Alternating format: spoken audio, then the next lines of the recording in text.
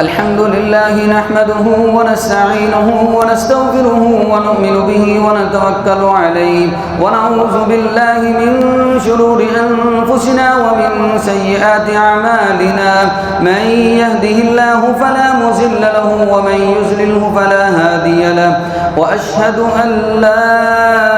إله إلا الله وحده لا شريك له وأشهد أن سيدنا ومولانا محمدا عبده ورسوله أما بعد فأعوذ بالله من الشيطان الرجيم بسم الله الرحمن الرحيم وقال ربكم ادعوني أستجب لكم إن الذين يستكبرون عن عبادتي سيدخلون جهنم داخلين بارك الله لنا ولكم في القرآن العظيم ونفعنا وإياكم بالآيات والذكر الحكيم أستغفر الله لي ولكم ولسائر المسلمين واستغفروه إنه هو الغفور الرحيم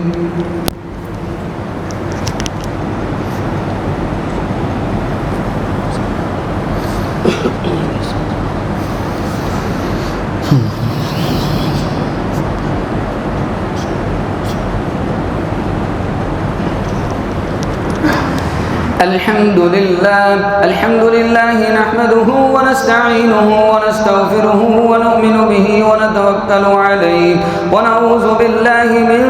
شرور أنفسنا ومن سيئات أعمالنا من يهده الله فلا مضل له ومن يضلله فلا هادي له وأشهد أن لا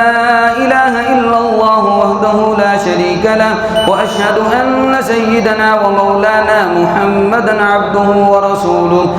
أما بعد فأعوذ بالله من الشيطان الرجيم بسم الله الرحمن الرحيم إن الله وملائكته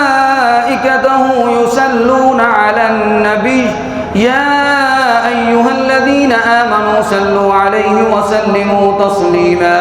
اللهم صل على سيدنا ومولانا محمد وأزواجه وذرياته قال النبي صلى الله عليه وسلم أرحم أمتي أبو بكر وأشدهم في أمر الله العمر وأصدقهم حياء عثمان وأقضاهم علي كرم الله وجهه وفاطمة سيدة نساء أهل الجنة وزينب وأم كلثوم ورقية رضوان الله تعالى عليهم أجمعين إن الله يأمر بالعدل والإحسان وإيتاء ذي القربى وينهى عن الفحشاء والمنكر والبغي يعظكم لعلكم تذكرون اذكروا الله يذكركم ولذكر الله تعالى أعلى وأجل وأتم